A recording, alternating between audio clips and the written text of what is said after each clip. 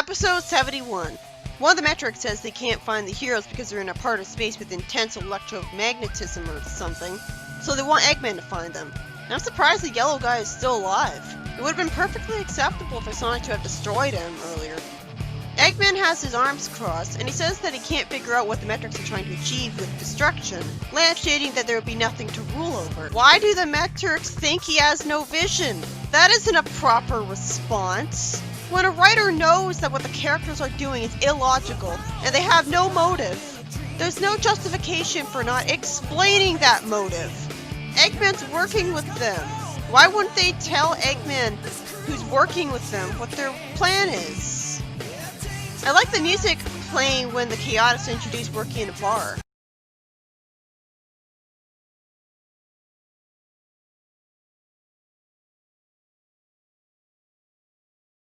I was even more happy that there were Mobian citizens there. It sucks that Vector was talking to the audience like it's Dora the Explorer though.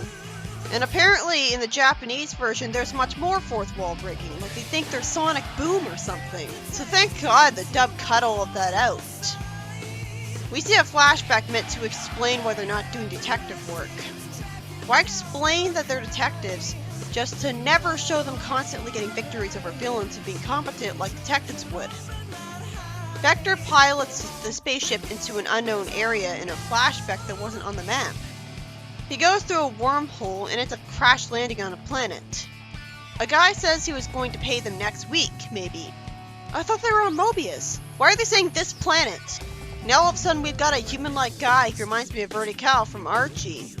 Vector gets money out of him, which is competent at least.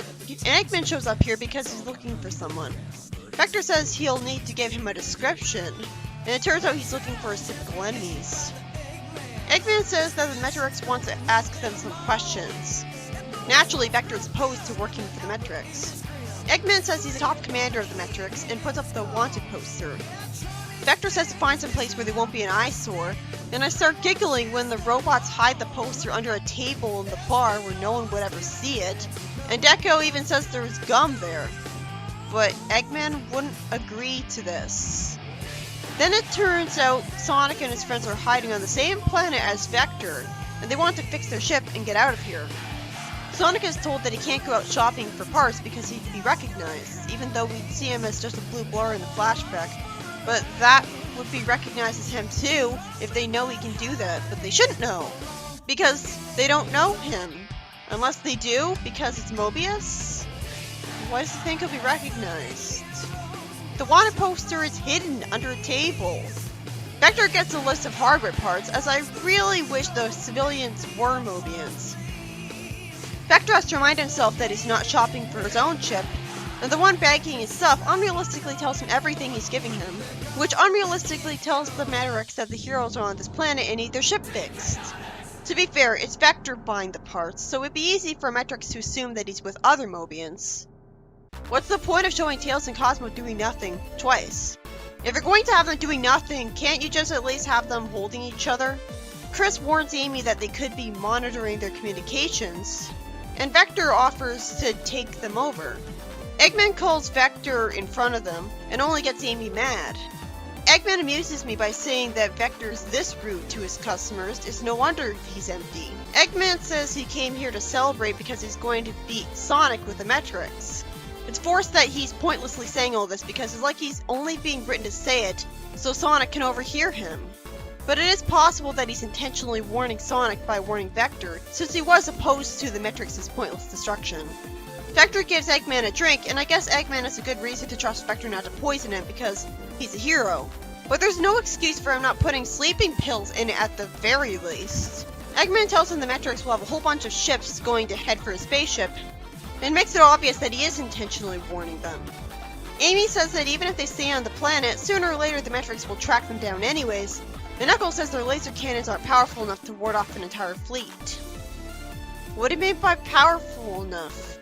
They can only fire so much for so long, and then they wouldn't be able to fire? Is that it?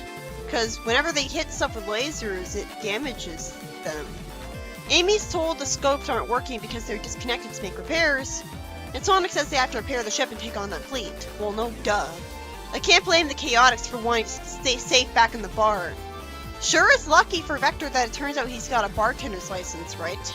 Well, we don't know his whole backstory. Maybe he does have one. The Metrix thinks he's defeated Sonic, and I assume he's wrong right away. See, the civilian to the left of Espio, they look like regular Mobians. I really like Vector's piano music. Then we see Eggman injured with a hurt arm, and, well, that's surprisingly gutsy. And he says he didn't have anywhere else to go and orders some prune juice and a soft-boiled egg. Well, to be fair, Espio can't put anything wrong in his food because he has to pour the drink right in front of Eggman. Eggman puts the yolk in the prune juice and drinks it. I'm guessing that would taste terrible and that was the joke, but I couldn't imagine Eggman to have the constitution for terrible taste when he's always whining and tantruming about losing. Then after I guess Eggman's robot say went soft, Knuckles says he thought there would be Metrix fleet waiting for him, and Amy says that Eggman was just trying to psych them out. So why was there no fleet? Sonic then thinks that Eggman's not so evil after all. How did the fleet not show up? What did Eggman do?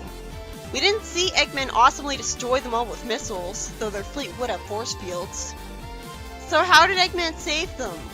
That sounds like something I should have seen instead of seeing constant close-ups of the characters' faces. This was an uneventful episode where Eggman implies that even he doesn't want to be with the Metrix since there's no reason for them to cause destruction. And he somehow makes sure Sonic will escape the planet without a fleet of Metrix to destroy him, without explaining that he wants the victory. Somehow one of the Metrix minions thinks he beat Sonic. I don't understand how. That wasn't very clear. It was a nice change of pace that the Chaotix are running a bar, and I loved Vector's piano music. For once, they're showing something he's good at, which is how you're supposed to write a character. It'd be ridiculous if a major character wasn't competent at literally everything. It was a slow episode of padding where nothing really happened. Still better than Season 2 style of boring though, because at least they weren't on Earth.